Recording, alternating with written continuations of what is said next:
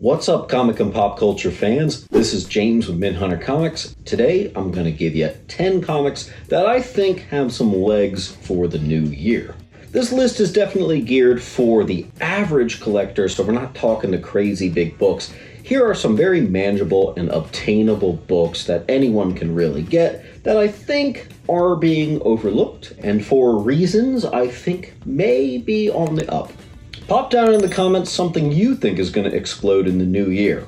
I'm going to start it off with Wolverine Annual 1999. With the announcement of the new Deadpool movie being called Deadpool and Wolverine, or Deadpool versus Wolverine, I forget, you can imagine any Wolverine v Deadpool books are going to go up. Well, this one in particular is one I think that's being overlooked. Obviously, 88 is going to go up. But for some people, that may just be too expensive. So here's one that you might be able to grab nice and cheap. This is a $5 to $10 book as is, and it is like the second or third fight between them two. It's got an awesome cover. It's definitely overlooked, and I think the movie is going to kind of get that one a little bit of a bump. Very possible. I could be completely wrong for all of these, but, you know, we're speculating here. Next up is going to be Firestorm 6, DC Comics 51, JLA 208, and Wonder Woman 297.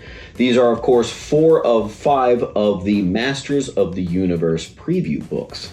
These preview books, just like the Sonic the Hedgehog ones, have been overlooked for so long. You can still find these things in dollar bins, and that seems crazy to me when you realize these are Masters of the Universe comics before Masters of the Universe comics. That's pretty great. I don't know why they haven't blown up, but I would definitely watch out for them. And when one goes up, the other goes up. So JLA 208's going up. I think the Wonder Woman and the DC comics are going to follow. So I would try to grab those for cheap if you possibly can.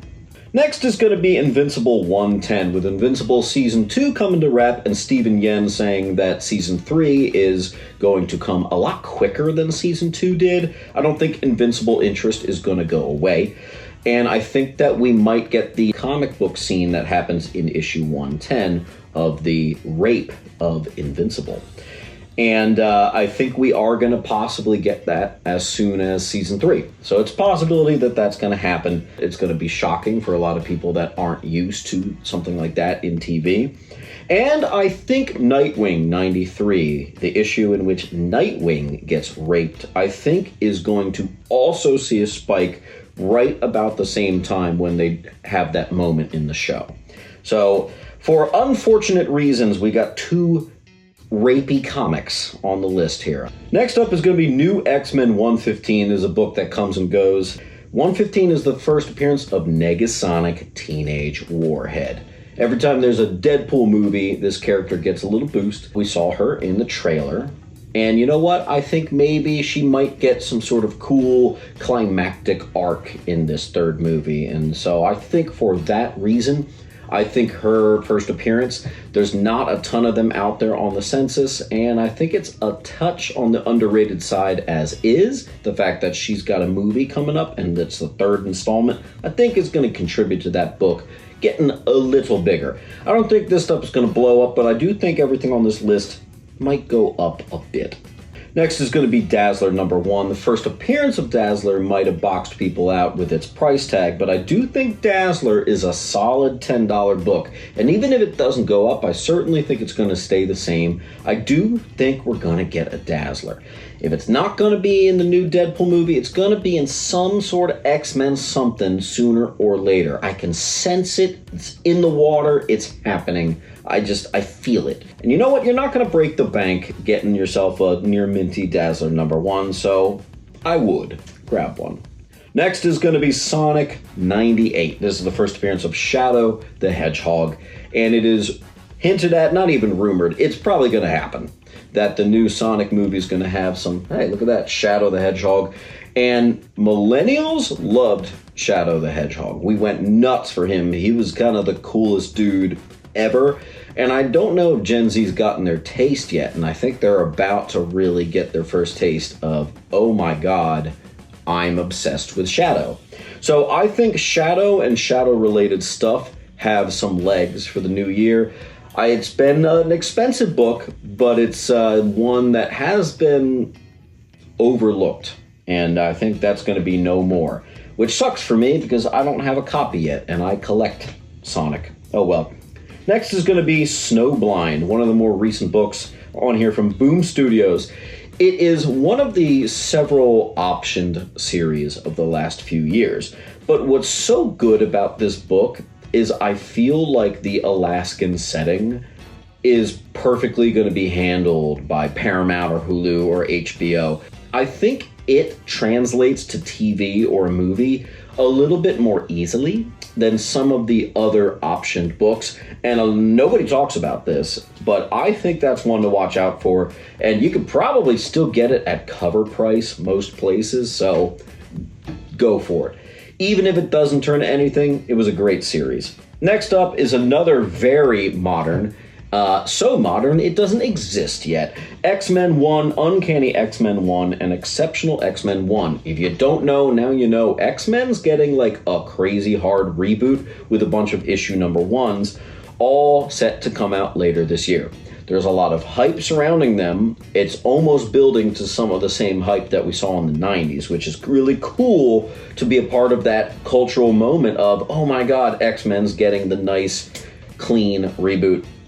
So I have not enjoyed X-Men comic-wise for years, and maybe I just need some recommended reading, but I think this is going to be that nice, fresh palate cleanser for a lot of X-Men fans. So I hope we're right. We'll see. I don't think the books are going to get wildly crazy, but you do want to pick one up, for sure.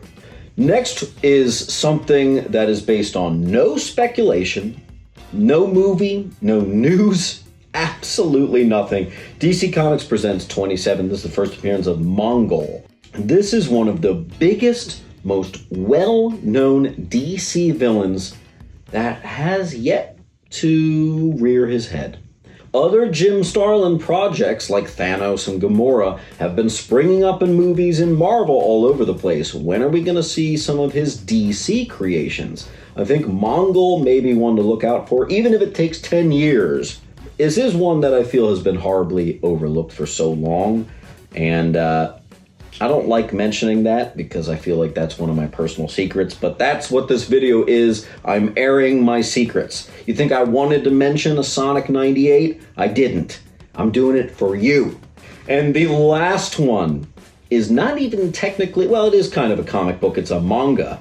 I never talk about manga. This is weird for me. Cinemanga. A lot of those anime, manga, Nickelodeon-based comics. Watch out for. They're horribly underprinted. They're not easy to find at all. Hell, even trying to find the research on it was difficult. But I think that the new documentary that just came out exposing all the horrible stuff that was going on with those live-action Nickelodeon shows is boosting Drake and Amanda Bynes' popularity to new levels. I don't care about celebrities at all, but for some reason, I'm really interested in this because that was stuff that was going on in the very early 2000s when I was watching TV. So I'm semi-invested, very kind of interested, and certainly my wife is, in all things Amanda Bynes and Drake and Josh. So the first ever comic appearances were in Cinemangas, and they are really, really hard to find. But I do think there's a huge resurgence in support and popularity for those two individuals. And I think that might translate over into the physical media world. We will see. Could be really wrong on that one. All right. Let me know what I miss. As always, keep on hunting for whatever reasons that you have, and I will see you at the next video.